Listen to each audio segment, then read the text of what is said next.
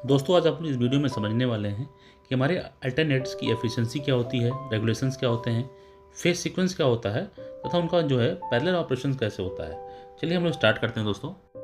हम लोग समझते हैं कि हमारा डिस्ट्रीब्यूशन फैक्टर क्या होता है। होता क्या है दोस्तों कि अल्टरनेटर के प्रत्येक पोल पर वाइंडिंग एक ही स्लॉट में डालकर बहुत से स्लॉटों में फैलाई जाती है, जिससे प्रत्येक पोल पर पोलर के ग्रुप्स बने रहते हैं। इस प्रकार से जो ईएमएफ कॉइल साइडों में पैदा होंगे वे इन फेज नहीं होंगे, लेकिन वे किसी कोण जो कि स्लॉटों के बनाने से होगा ये आउट फेज होंगे। इसलिए कुल ईएमएफ कॉइल में पैदा हुई ईएमएफ के सीधा जोड़ से न होकर वेक्टरों के जोड़ के बराबर होगा। था दोस्तों, इसका मतलब हुआ कि जो हमारा डिस्ट्रीब्यूशन फैक्टर हुआ वो सभी कॉइलों के ईएमएफ का सीधा योग डिवाइडेड बाई सभी कॉइलों के ईएमएफ का वेक्टर योग। अगला है दोस्तों हमारा पिच फैक्टर या कॉइल स्पैन फैक्टर क्या होता है। होता है क्या दोस्तों कि अल्टरनेटरों के स्टेटरों पर सदैव शॉर्ट पिच वाइंडिंग की होती है, अर्थात यदि कुल पिच 1 से 7 है तो कॉइल 1 से 6 में डालते हैं। इससे हम निम्नलिखित लाभ उठा सकते हैं। पहला होगा दोस्तों एंड कनेक्शन का कॉपर बचता है। दूसरा, ईएमएफ जनरेटेड का वेव फॉर्म साइन वेव के लगभग जैसा हो जाता है और हार्मोनिक भी समाप्त हो जाता है। शॉर्टकट वाइंडिंग से हानि यह है कि इससे पूरा जनरेटेड वोल्टेज कम बनता है, क्योंकि शॉर्टकट वाइंडिंग के कॉइल के दोनों साइडों में पैदा होने वाली वोल्टेज इन फेज नहीं रहती है। इस प्रकार पूरे वोल्टेज के लिए कुल पिच के द्वारा पैदा वोल्टेज को पिच फैक्टर से गुणा करना पड़ेगा। पिच फैक्टर क्या हुआ दोस्तों, इसको हम KC से डिवाइड करते हैं equal to cos beta by divided 2, जहाँ पे बीटा पास पास के स्लॉटों के फेज डिफरेंस कोड होते हैं। दोस्तों हम लोग समझते हैं कि हमारा जो अल्टरनेटर होता है उनको पैरेलल में जोड़ने का क्या मतलब होता है, और 3 फेज अल्टरनेटर को पैरेलल में चलाने के लिए हम लोग कौन से मेथड का प्रयोग करते हैं। तो होता है क्या दोस्तों, अल्टरनेटरों को पैरेलल में चलाना या सिंक्रोनाइजिंग का मतलब होता है कि एक अल्टरनेटर को पहले ही चलने वाले अल्टरनेटरों के साथ पैरेलल में चलाना, लेकिन इसके लिए हमारी कुछ दोस्तों टर्म्स होती हैं। अगर आपको इसको पैरेलल में चलाना है तो सबसे पहले पैरेलल में आने वाली मशीन के फेज बस बार के फेजों में क्रमशः मिलने चाहिए। दूसरा क्या होना चाहिए दोस्तों कि पैरेलल में आने वाली मशीन की वोल्टेज बस बार वोल्टेज के बराबर होनी चाहिए। वोल्टेज को कम अधिक करने के लिए एक्साइटेशन को कंट्रोल करना पड़ता है। तीसरा जो हमारा कंडीशन होता है दोस्तों कि पैरेलल में आने वाली मशीनों की फ्रीक्वेंसी बस बार की फ्रीक्वेंसी के बराबर होनी चाहिए। फ्रीक्वेंसी की अल्टरनेटर की स्पीड नियंत्रण करने कम से कम अधिक किया जाता है। चलिए दोस्तों हम लोग समझते हैं कि जो हमारा पैरेलल ऑपरेशन होता है ये सिंक्रोनस कोर्स में कैसे चलता है। तो होता है क्या दोस्तों कि हम लोग एक छोटी सी मोटर यूज करते हैं जिसका रोटर और स्टेटर दोनों 2 फेजों के लिए वाइंड किए जाते हैं। यह रोटेटिंग फील्ड सिद्धांत पर कार्य करता है और अधिक वोल्टेज वाली मशीनों के लिए इसके रोटर में पोटेंशियल ट्रांसफार्मर के द्वारा सप्लाई पैरेलल में आने वाली मशीन से दी जाती है, और स्टेटर में भी PT के द्वारा बस बार वोल्टेज दी जाती है। होता क्या है, इस प्रकार से यदि आने वाली मशीन की फ्रीक्वेंसी बस बार की फ्रीक्वेंसी के बराबर हो तो दोनों फील्ड एक स्पीड में घूमेंगे और रोटर हमारा कांस्टेंट रहेगा। यदि फ्रीक्वेंसी अलग अलग होगी तो रोटर दोनों स्पीडों के अंतर के बराबर स्पीड पर घूमेगा। यदि आने वाली मशीन की स्पीड तेज हो तो रोटर एक तरफ घूमेगा और कम हो तो उसके उल्टा घूमेगा। बड़े बड़े पावर स्टेशनों पर जो होता है सिंक्रोनाइजिंग बड़ा ही हमारा हेल्पफुल होता है, जो कि सिंक्रोनाइजिंग बार कहलाती है, के द्वारा किया जाता है।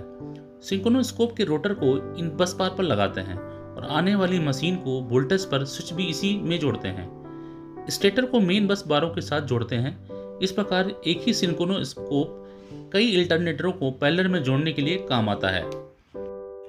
दोस्तों हम लोग समझते हैं कि अल्टरनेटरों को पैरेलल में चलाकर लोड लेने से क्या क्या लाभ होता है। सबसे पहले अगर हम लोग लाभ की बात करें तो यदि 2 या 2 से अधिक अल्टरनेटर फुल लोड पर कार्य कर रहा है तो इससे एफिशिएंसी बढ़ती है, जो कि हमारे लिए कमर्शियली भी अच्छी होती है। दूसरा क्या होता है दोस्तों, यदि कई मशीनों में पैरेलल में लगने से एक मशीन खराब भी हो जाए तो और मशीनें लोड लेती रहेंगी। इस प्रकार पूरी सप्लाई बंद नहीं करनी पड़ती है।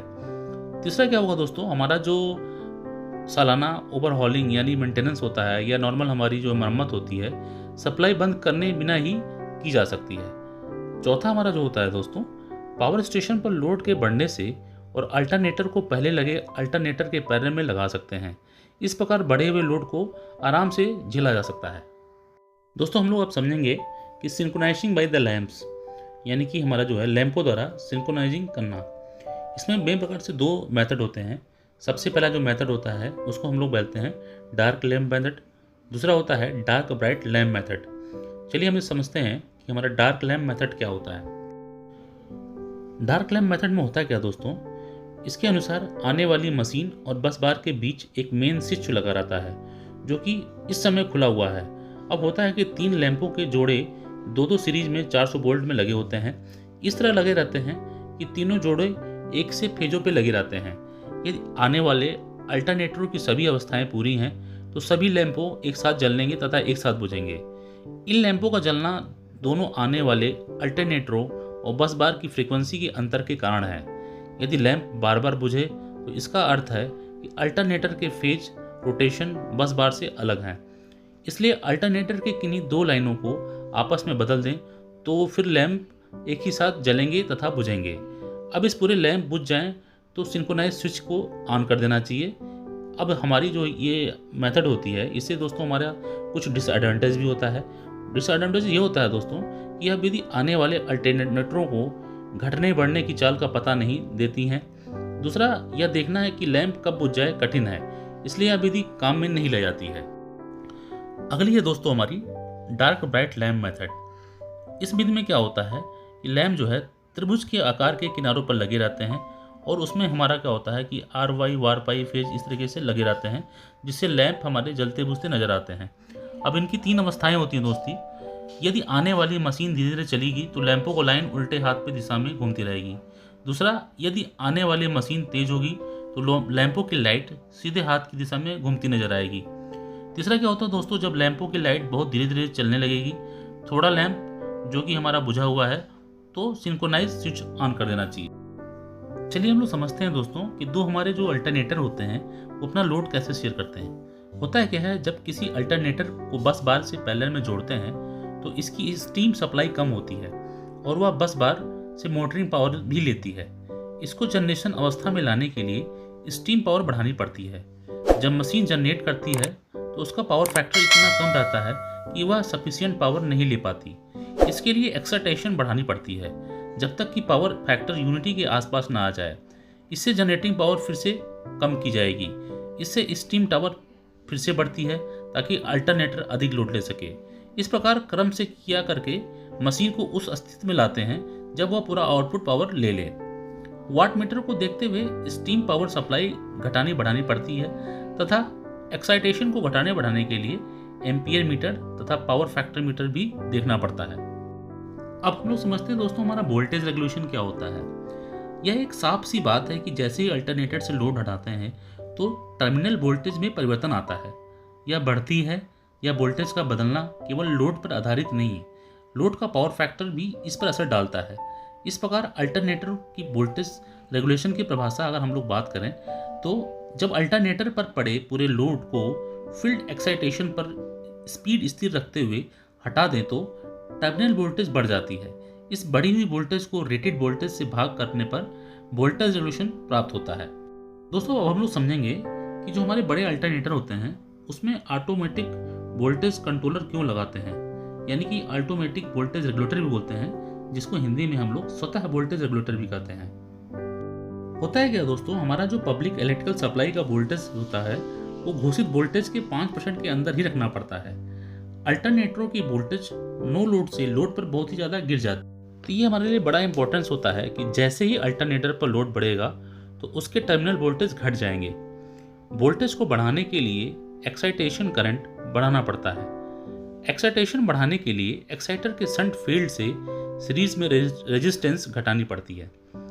हाथ से एक्साइटेशन बार बार बढ़ाना घटाना बड़ा मुश्किल होता है क्योंकि क्या पता कि कब वोल्टेज घट जाए या बढ़ जाए। इसके लिए हम लोग एक स्थिर एक्साइटेशन पर ऑटोमेटिक वोल्टेज रेगुलेटर अल्टरनेटरों की वोल्टेज को कंट्रोल करता है। अब समझते हैं दोस्तों हमारा जो है ब्रूसलेस अल्टरनेटर्स क्या होते हैं। होता है क्या दोस्तों, ब्रूसलेस अल्टरनेटर एक शाफ्ट पर एक सिरे से लेकर दूसरी सिरे तक निश्चित 2 अल्टरनेटर्स का बना होता है। छोटे ब्रश रहित अल्टरनेटर्स देखने में एक यूनिट जैसे लगते हैं, लेकिन बड़े संस्करणों में इसके दो भाग आसानी से देखे जा सकते हैं। इन दो भागों में सबसे बड़ा भाग जो मुख्य भाग होता है उस अल्टरनेटर होता है, और छोटा भाग जो होता है एक्साइटर होता है। अल्टरनेटर की सहायता के बिना किसी भी मशीन की बैटरी प्रणाली निरंतर खाली होती रहती है और विद्युत प्रणालियों से चार्ज होने की योग्यता खत्म होती जाती है। ब्रश रहित अल्टरनेटर का निर्माण जो होता है हमारे जो है मैकेनिकल में घर्षण तथा ताप को कम करने के लिए होता है। ब्रश रहित अल्टरनेटर में दो भाग, मेन भाग अल्टरनेटर तथा एक्साइटर होते हैं। तो ये वीडियो आपको कैसी लगी इसको कमेंट करके ज़रूर बताइएगा। मेरे चैनल को लाइक करें, शेयर करें, सब्सक्राइब करें और आने वाली इस प्रकार की वीडियो को देखने के लिए बेल आइकन का बटन दबाना ना भूलें। नमस्कार दोस्तों, धन्यवाद।